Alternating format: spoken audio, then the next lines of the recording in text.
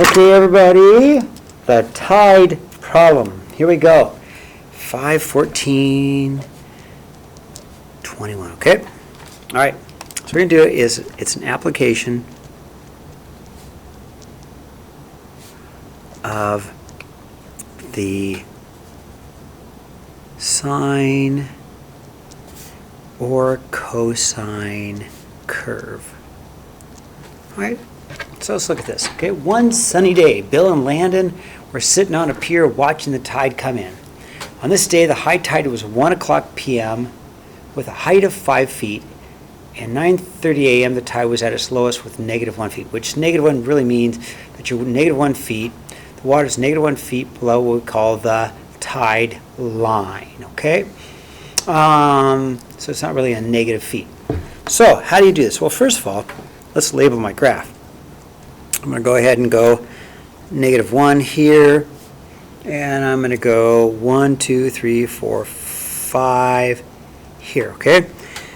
If I make this time in terms of, this is my time, I've got 1, 2, 3, 4, 5, 6 o'clock in the morning, 7, 8, 9, 10, 11, 12, there's noon, and for make it easy, we're going to go military time, 12, 13, 14, 15, 16, 17, 18, that's like 6 o'clock in the morning, or excuse me, afternoon, 18, 19, 20, 21, 22, 33, 24. There's midnight, and you're back to the next day, okay, 24 hours, okay? That's how I'm going to label it, okay? Now let's put some dot to dot. So the first thing I've got is this. At 1 o'clock, I'm at a height of 5, so we'll just put a dot there. At 1 o'clock, okay, then at 9:30, 6, 7, 8, 9:30, I'm at -1, okay? Now there's another high tide, so to get some more points, what I want to do is this. I know the time from high tide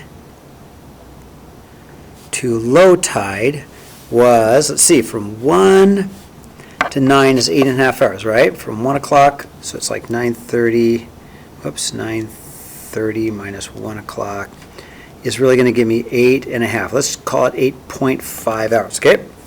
So then if I want to go a full tide, so full tide, the length or the time for a full tide, boy, I can't spell, is going to be my 8.5 high tide to low tide plus another 8.5 low tide to high tide, which makes a 17 hours, okay? So if I count over 17 hours, I'm going to go 1, 2, 3, 4, or if I just take it from 1 o'clock and go 17 hours, I'm at 18, right? 8.5, then half, 1, 2, 3, 4, 5, 6, 7, 8.5, or add 17 from here. That is the period. I want to remember that's my period, because remember the period is going to be the length of one curve. So let me just draw it in. So here's high tide, low tide, okay? Of course, it keeps going and going and going, okay?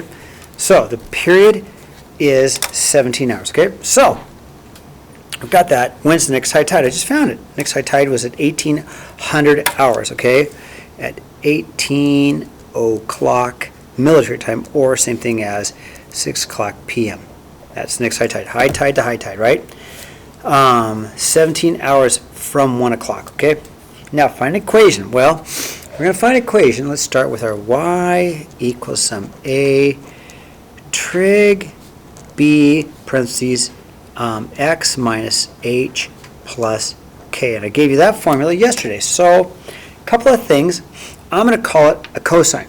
I'm going to call it a cosine because I can find the height, the start of the roller coaster. So I'm going to call it a cosine because it matches up with my cosine because I can start at the top of the water slide. So let's go y equals some cosine. Now b, we found out yesterday, b is 2 pi, always 2 pi, divided by the curve width. Well, we found out the curve width is from 1 o'clock to 18 o'clock. So the curve width, or the period, is 17. Okay, so b is 2 pi divided by 17. Now I might just make a decimal out of that. Might make it a lot easier for me. Hold on. What is 2 pi divided by 17? So I get an answer about point. I want to take as many decimals as I can. 0.3696. Okay, so I'll go y equals cosine of 0.3696. Okay, x, found b. B is about a 0.3696. That's my frequency. As far as a horizontal shift, yeah, the whole high tide's not at midnight. It's been shifted over to 1 o'clock. So we go the opposite if it's on the inside. So I'm going to go minus 1. And then if I can find the middle of this curve, 1, 2, 3, 4, 5, 6. The middle of the curve, it's 6 from high tide to low tide. So the middle of the curve is 1, 2, 3.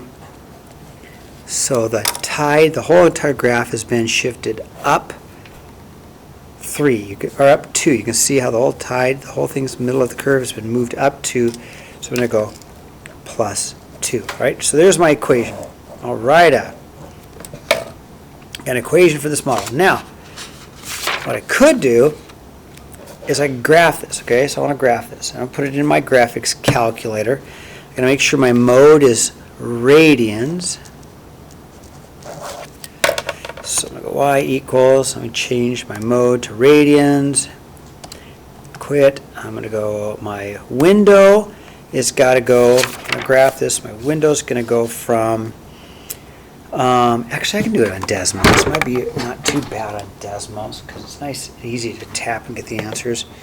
Alright, let's just go to Desmos. I can do Desmos, where's my Desmos? Desmos, turn it sideways. Come on, turn sideways for me. Come on, turn sideways for me. All right, well,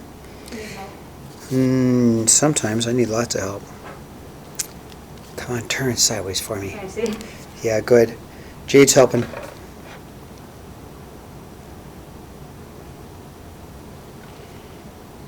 Did you get sideways? It's not going. I know. I don't know why. It's my screensaver.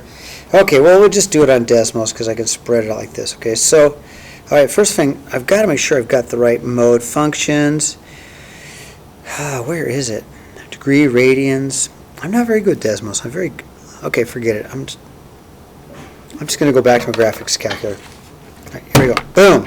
Mode, I'm going to go from probably 0 to 24. Whoops. I'm going to go from 0 to 24 hours. I'm going to go a height of -2 to a height of maybe 6. I'm going to type it in. Clear. I'm going to go clear my equation. My amplitude was 3. I forgot to put my 3. I need my amplitude. I found my amplitude was 3. 3 cosine. I'm going to go my point. Whoops. My 0.3696 parentheses x subtract 1 parentheses. Do I need double parentheses? I think so. Parentheses plus 2. Okay, let me see if I can graph it. There it is. Wow, nice job, Bill. Okay, there it is. Now on Desmos, I don't know. I'm not very good at Desmos. Now, the second part talks about if the boat. So this happens. Sometimes if you're moored at the beach and the tide goes out, your boat's going to be in trouble, right? Because your boat's going to be stuck on the beach. Bad news. So if I type in y equals 2 for my keel, watch what happens. So I'm going to graph both. So what happens is during this phase, this time, it's okay to be at the dock or the pier. During this time, it's okay to be at the pier. But if you're at the pier at this time, your boat is going to tip over, get beached. Very bad news. So let's find out what these times are. So if I go, and of course on your Desmos, you tap. And I'm just going to go to intersect. And I'm going to go all the way up here. So when do I need to make sure my boat is not at the pier? Okay. Enter, enter, enter. So at about 5.25 hours, so at 5.25 hours or o'clock, And let me do the same thing over here. Okay, so we go calculate, intersect. All right, well, over here, I'm going to get this other intersection. Okay. Right about there. Desmos is so much easier. Guess. And about 13.75 hours. Okay, so military time. We want to make sure that our boat is out in the bay during this time, because this time the tide's too low, our boat is going to tip over, we're going to draw water into our boat, it's going to be bad news. So, at what time does the boat need to be out at sea? From 5.25 to 13.75. If I did decimals, so I can change my decimals to o'clock, 0.25 times 60, right, time, I'd say from 5:15 to, and if I change this to regular time, AM, to 1.75, obviously 45 minutes, PM. So you better get your boat out of the dock or the pier between 5 a.m. and 1:45 p.m. Otherwise, your boat's going to sink. Okay, so that is a lesson. I am not here. It's just these three problems, 15, 16, and the other extra is 17. That's all I got.